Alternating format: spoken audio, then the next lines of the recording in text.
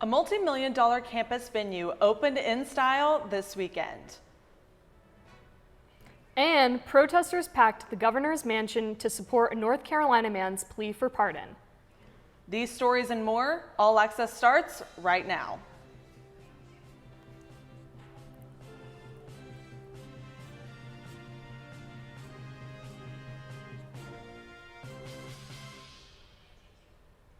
Good evening and welcome to this week's edition of HBU All Access. I'm Anna Harris. And I'm Reese Allen. On Friday, a group in support of Dante Sharpe gathered outside of Governor Roy Cooper's residence in Raleigh, seeking a pardon of innocence. In 1994, at the age of 19, Sharpe was convicted for the murder of George Radcliffe.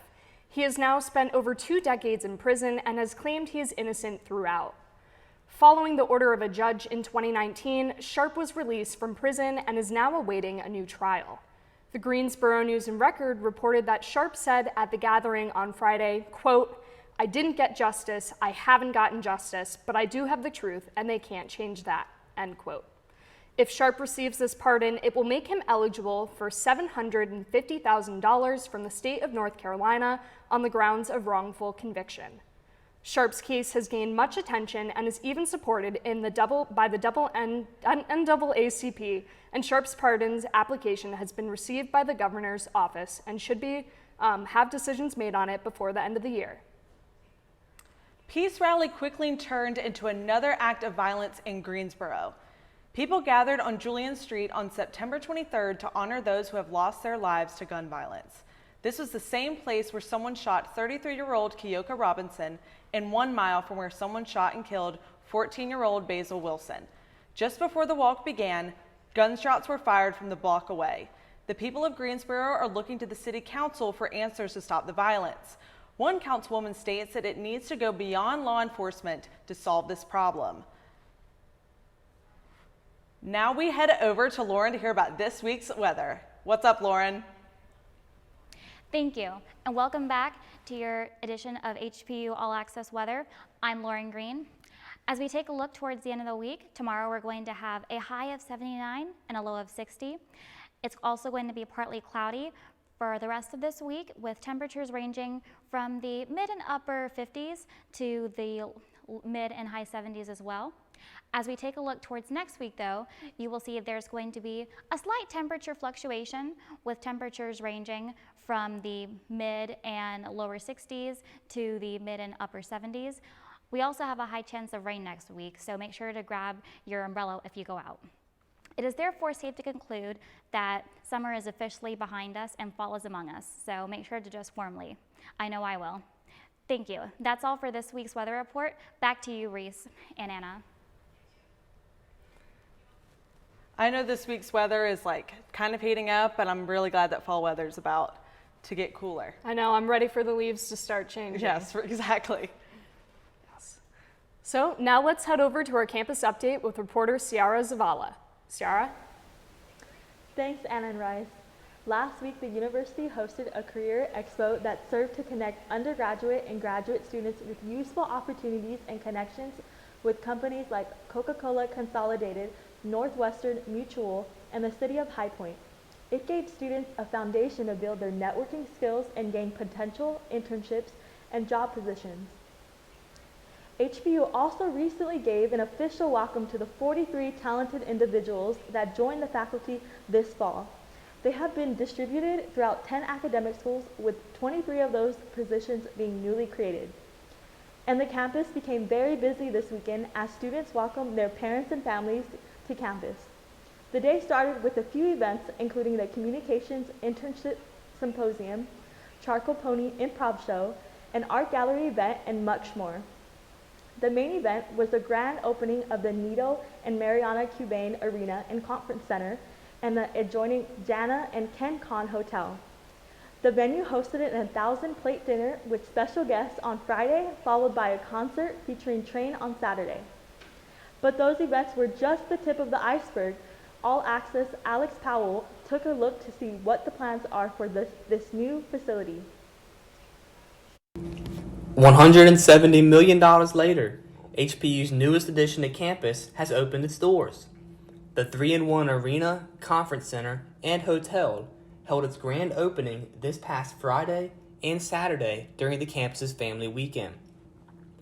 Starting this fall, the arena will be home to HP's men's and women's basketball teams.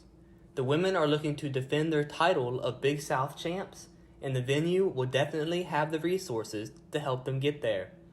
Both teams will have access to brand new locker rooms, state-of-the-art training facilities, and places to recruit future Panthers. Of course, the experience will be enjoyable for the fans as well. Seating 4,500 people, students and community members can pack in there to cheer on their favorite teams. And HPU certainly focused on the details, adding a gift shop, private clubs, and concession stands. Now, this is not your typical college building for many reasons, but one way this facility sets itself apart is that it is not just built for enjoyment in basketball. It is a place for students to dream big. These kids are going to graduate from college. They're going to apply for a job. They're going to make an impression on the interviewer. I want them to walk in that interview, and I want the interviewer to say, "Who are you? I want you to join my team." So what we've done at High Point is create an environment in which people say, "You know what? There are no such thing as unrealistic dreams." So sport management and production students will get real-life experience working in the arena, while moving over to the hotel, hospitality students will get a sneak peek of life inside hotel management. The hotel includes 30 residential rooms and a fine dining restaurant comparable to the atmosphere of 1924 Prime. And although the hotel rooms will only be open to university guests, HPU is confident the impact of this multi-million-dollar place will spread far beyond. For HPU All Access, I'm Alex Powell. Alex gave us a sneak peek, but there's one word for that arena: wow. Basketball is right around the corner, and the non-conference lineups have been announced. Make sure to get your tickets now. And there's a lot going on in Panther sports. Volleyball's on a conference win streak, and women's soccer got their first season victory on the turf. Stay tuned. All Access will be right back. Welcome to Freddy's. How are you guys doing? Meetings. Lunch meetings all week, all salads. Bean salads. Quinoa salads. Heirloom salads. Frisee salads. Sometimes a guy needs a Freddy's Original Double, Chicago Dog, and a Turtle Sundae. Make that 2, please. 3. Absolutely. If you're gonna be bad, it better be good. Being bad never tasted this good. Freddy's, the experience that puts a smile on your face and the taste that brings you back. Welcome to High Point University.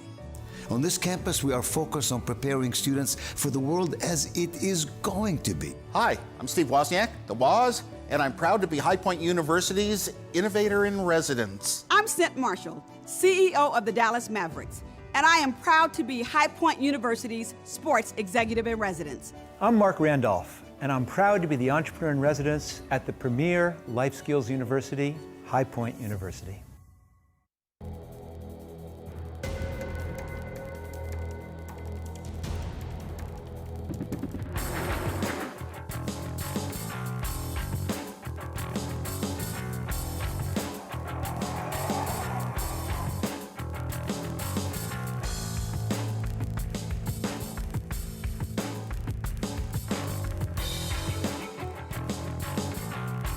Musco Lighting. We make it happen. I'll have the langoustine lobster ravioli. For you, sir? The original call was for langoustine ravioli. Langoustine is a tiny kind of lobster. Slight shellfish allergy rules that out. Plus, my wife ordered the langoustine. I will have chicken tenders and tater tots. If you're a ref, you way over-explain things. It's what you do. If you want to save 15% or more on car insurance, you switch to Geico. Sir, we don't have tater tots. It's what you do. I will have nachos. Welcome back to All Access. Our HBU sports have been busy this past week, and sports reporter Brooke Ruffin is here to fill you all in. What's going on, Brooke? Thank you, and good evening. I'm Brooke Ruffin with your sports update. First up, women's volleyball had a great team victory over UNC at Asheville this past weekend, winning 3 sets in this Big South Conference matchup. It was the Panthers' 14th consecutive Big South win away from home. From the court to the turf, it was a big weekend in women's soccer as the Panthers had their first win of the year with a 4-0 victory over Charleston Southern. It It was their only second Big South matchup of the year, with Salem Pratt scoring 2 goals and Alex DePerno supplying the other 2. Next up, HBU is at Vert Stadium tonight as a matchup against the Winthrop Eagles. Men's soccer battled Presbyterian College at Vert Stadium Friday night. Although the team controlled the game really well, they ended with a 0-0 draw. From the turf to the greens, women's golf had their first tournament of the season, and Sarah Kahn ended the ECU Pirate Collegiate Classic with a top 5 finish. And there's a lot of action this week as the Panthers competed at the Bryan National Collegiate here in Greensboro, while men's golf has been at the University Ridge Golf Course in Wisconsin for the 2020 Badger Invitational. And that's all for your All Access Sports Update. I'm Brooke Ruffin, back to the desk.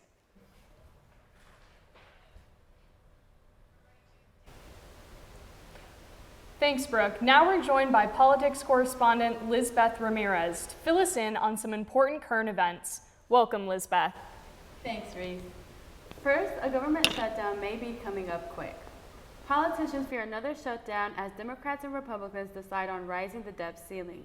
Democrats now have a $3.5 billion budget and hope to pass it smoothly. If the debt ceiling is not raised, the country could go into default. Although the United States has been closed, it's never gone into default, but this could all change in the upcoming weeks. This could make the government have to decide between Social Security benefits or giving military personnel their salaries. The Senate Majority Leader Chuck Schumer said, "Let me be clear, taking the debt hostage and playing games with the full faith and credit of the United States is reckless, irresponsible, and will harm every single American." What do you guys think about this debate on the edge of another government shutdown? I know that there's a lot going on and that the Senate is going to have to make a major decision in the next coming weeks. Like, I know it's super divided. It's very 50 right now. So the Senate's going to have to make the best decision that they can for the country. Right. I mean, I agree. I know it's tough choices, as you mentioned. I mean, I can only imagine what that decision making must be like. That's definitely a topic we will have to continue to monitor. But Lizbeth is here to tell us. But Lizbeth, there's also a controversial law in the works down in Texas. Is that correct? Yes. While Texas has reached a little under a month with the abortion law, the House has passed a bill called the Women's Health Protection Act. The bill would give women access to abortions regardless of restrictions a state may have. While the bill has passed through the House, its future does not seem bright as it makes its way to the Senate.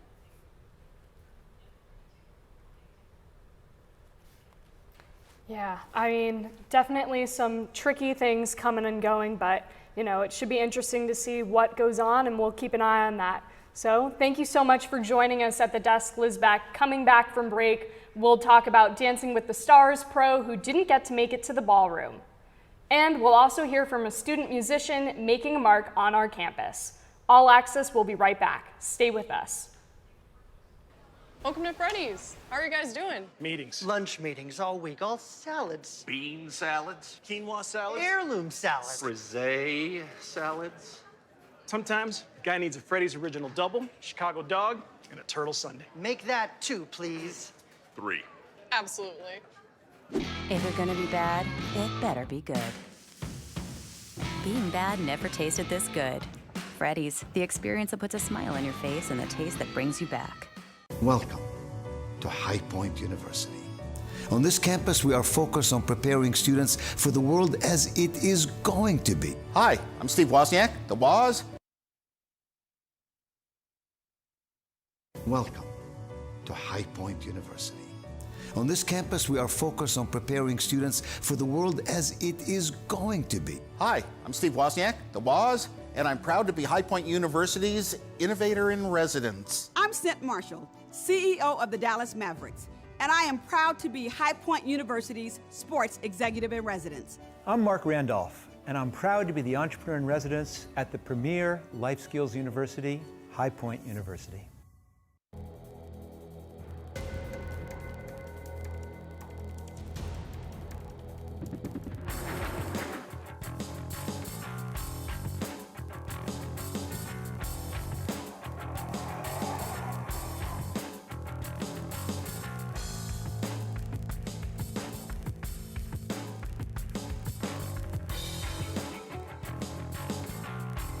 Musco Lighting. We make it happen. the langoustine lobster ravioli. For you, sir? The original call was for langoustine ravioli. Langoustine is a tiny kind of lobster. Slight shellfish allergy rules that out. Plus, my wife ordered the langoustine. I will have chicken tenders and tater tots. If you're a ref, you way over-explain things. It's what you do. If you want to save 15% or more on car insurance, you switch to Geico. Sir, we don't have tater tots. It's what you do. I will have nachos. Welcome back to All Access. Our campus is filled with incredible people with great stories to tell. Today we hear from one of them.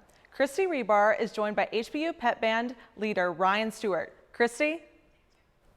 Hello, I am Christy Rebar and welcome to this week's Student Spotlight. Today I have with me HBU Pep Band leader Ryan Stewart. So thank you so much, Ryan, for being here. We really appreciate it. Could you tell us, what is the HBU Pep Band? Yeah, so the HBU Pep Band, we're actually a marching band now. We're making that transition, but we play at the basketball games, we play at volleyball games, and just provide a lot of school spirit for the games. That's amazing. And so what instrument do you play in the spirit of HPU? So I play mellophone. I'm one of the two section leaders. Yeah. That's amazing. So I hear you had a show over Family Weekend. How was that, like performing in front of all the family and also at the new Cobain Arena? We did. So that was actually the first time a marching band has done a halftime show here at HBU in 67 years, since 1954. That's amazing. So that was really great. The theme of the show was superheroes. So we did Superman's theme, we played Wonder Woman's theme, but it was just really cool getting to play in front of people. That's amazing. And so I hear you guys also have a show coming up. Can you tell us a little about that? We do. So we have been invited to play at the Rockers Stadium this Sunday.